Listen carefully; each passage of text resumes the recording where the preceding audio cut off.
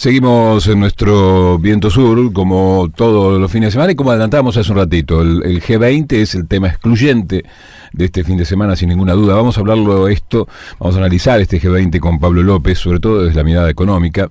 Pablo López fue secretario de Finanzas de la Nación, fue uno de los encargados de negociar con los fondos buitre, esa gran negociación que hoy parece se tira por la ventana, digamos, ¿no? Sobre todo por el nivel de endeudamiento al que está llegando la República Argentina. Actualmente es jefe del Departamento de Economía de la Universidad Nacional de José C. Paz. Pablo, ¿cómo te va? Buen día. Marcelo Pascucio te habla para 16 radios de la provincia de Neuquén y Río Negro. ¿Cómo andás? Buen día, Marcelo, ¿cómo estás? Y buen día a todos los oyentes. Bien, bueno, mirando este G20, por un lado parece una contradicción, porque los principales países del G20 vienen con una idea de un proteccionismo económico y sin embargo nosotros vamos con el de proteccionismo a la ultranza, digamos, ¿no? Como nunca antes en la historia. ¿Qué se puede analizar de esto? Sí, la verdad que yo creo que lo primero que hay que decir es que es uno más de los errores de diagnósticos de este gobierno.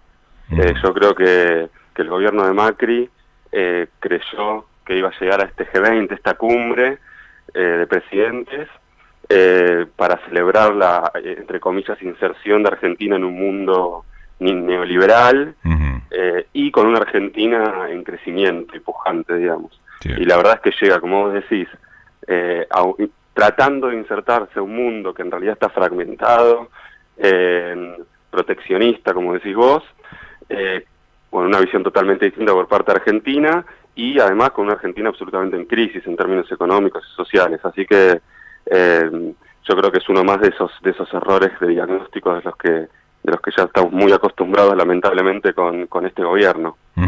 Ya los acuerdos regionales no en este marco parecen no ser posibles. Digo, ¿se ha sumido a las relaciones comerciales, a las relaciones bilaterales? ¿Es así?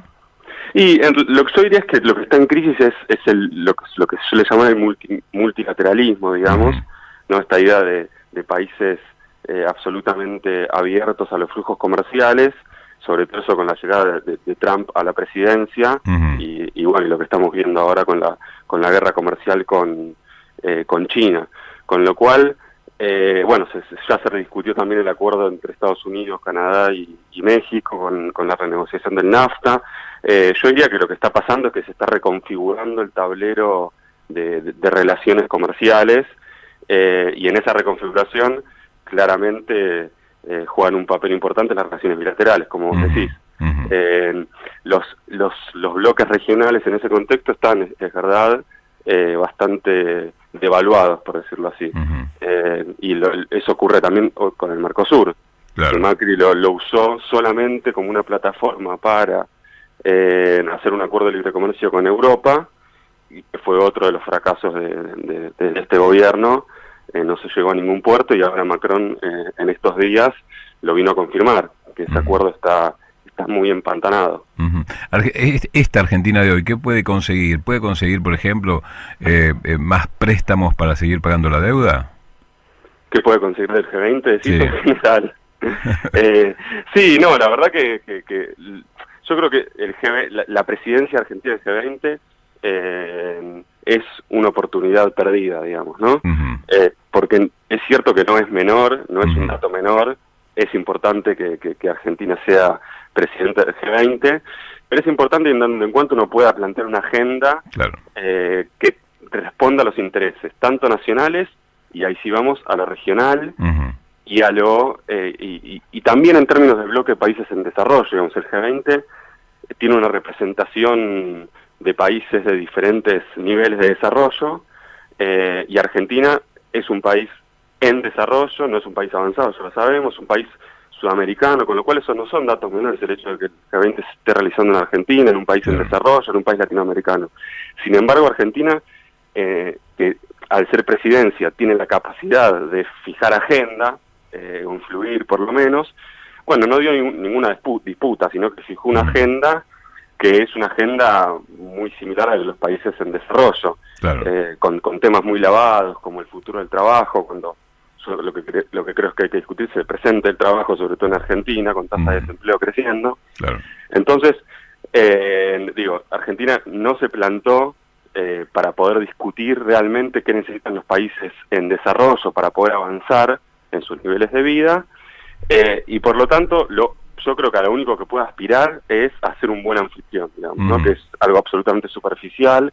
De hecho, si uno sigue hoy lo que está ocurriendo en el G20 a partir de los medios, ocupa más lugar la agenda de Aguada, digamos, la agenda más ligada a la farándula, por decirlo así. Sí, la noche de gala, todo esto, claro. La noche de gala, digamos, toda la parte más superficial, porque Argentina creo que se está posicionando así, se está posicionando como un buen anfitrión y no mucho más que eso, y eventualmente, digamos, ser el lugar donde se lleguen acuerdos entre otros países, digamos, ser el espectador, pero privilegiado, de negociaciones de otros países. Digamos, si estamos diciendo que uno de los mayores éxitos que puede darse en este G20 es que China y Estados Unidos lleguen a un acuerdo, que Argentina la verdad que no le va a cambiar demasiado lo que pase, más allá del impacto global que se puede tener. Es como si, el otro día hacía esta analogía, es como si hay una pareja que se junta en un bar a reconciliarse y el dueño del bar se felicita porque se reconciliaron en su bar. Claro. ¿No? Que no juega ningún rol. Sí, sirve el café nomás. Claro. Si que el anfitrión es el mediador, digamos, claro. No hace nada. Claro. Con lo cual es poco, la verdad que es realmente poco, y es una gran oportunidad perdida, que sea así, digamos, ¿no? Que no sea mucho lo que Argentina pueda mostrar. Digo, obviamente que Argentina va a mostrar que está inserta en el mundo, que los presidentes le hacen guiños a Macri, pero la verdad que es muy poco en términos de fondo, digamos, en términos reales. Claro. Por último, Pablo, vos fuiste parte de los instrumentos y de quienes lograron un importante desendeudamiento de la República Argentina con el gobierno anterior. ¿Cómo ves el ritmo de endeudamiento que está teniendo la República Argentina en este último tiempo? Y si tenés alguna visión de a qué punto podemos llegar de endeudamiento al final de esta gestión. Sí, la verdad que lo veo con muchísima preocupación. Se desandó un camino que había sido muy costoso, un camino que había sido muy duro también para los argentinos, porque la verdad que el default de 2001 fue tremendo en términos de las consecuencias que tuvo, y lograr después de ese default un proceso de desendeudamiento como el que se logró fue realmente importante en términos de dejar márgenes de libertad para la política fiscal, digo, no tener que ahogar las cuentas fiscales para pagar la deuda, que es lo que está pasando ahora. Entonces yo lo veo con mucha preocupación. El ritmo de endeudamiento es feroz en el que aumentó. Pensá que a fines del 2015 estábamos con una deuda que era más o menos el 40% del Producto Bruto Interno, y hoy ya está llegando al 100% del Producto Bruto Interno. Ese dato es muy peligroso, incluso cuando uno analiza lo que dicen los especialistas, los expertos, incluso el propio fondo. Esto es paradójico. El propio fondo dice que un país en desarrollo no debería tener un nivel de deuda mayor al 60% más o menos de su producto. Y Argentina ya está muy por encima de esto. Y sobre todo, digo, el factor más preocupante es que la gran mayoría de esa deuda es deuda en moneda extranjera, es deuda en dólares. Con lo cual Argentina no genera dólares más que lo que puede generar con su comercio, que hoy es absolutamente deficitario, y eso hace que necesite recurrir cada vez a más endeudamiento para poder pagar la deuda.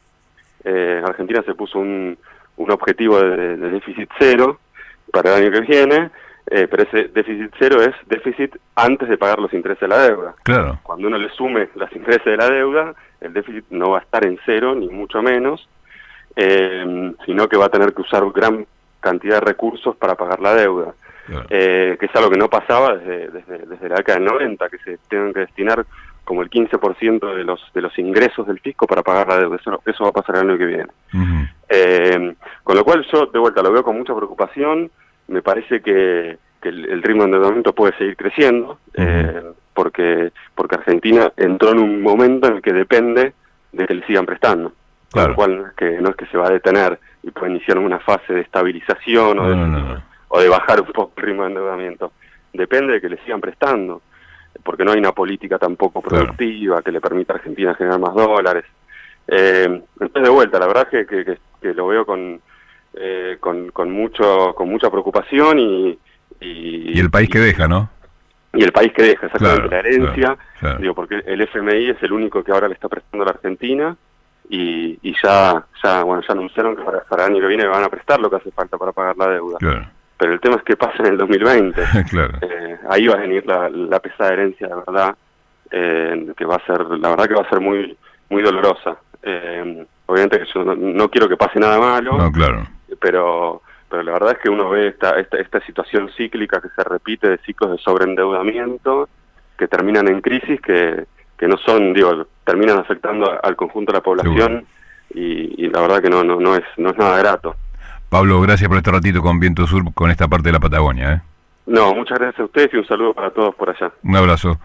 Pablo López, exsecretario de Finanzas de la República Argentina, fue uno de los que negoció con los fondos buitre y actualmente es profe de la Universidad Nacional de José C. Paz, en realidad jefe del Departamento de Economía de dicha universidad, analizando el G20. Él estuvo en varios G20 en cuanto a la cuestión económica y diciendo que se pierde una gran oportunidad con este G20, teniendo a Argentina como presidenta y como país anfitrión, ¿no? Él dijo, se reduce solamente la participación argentina al cafetero que logra tener en su café a dos que se reconcilian o no, nada más que eso. Enseguida mostramos más Viento Sur.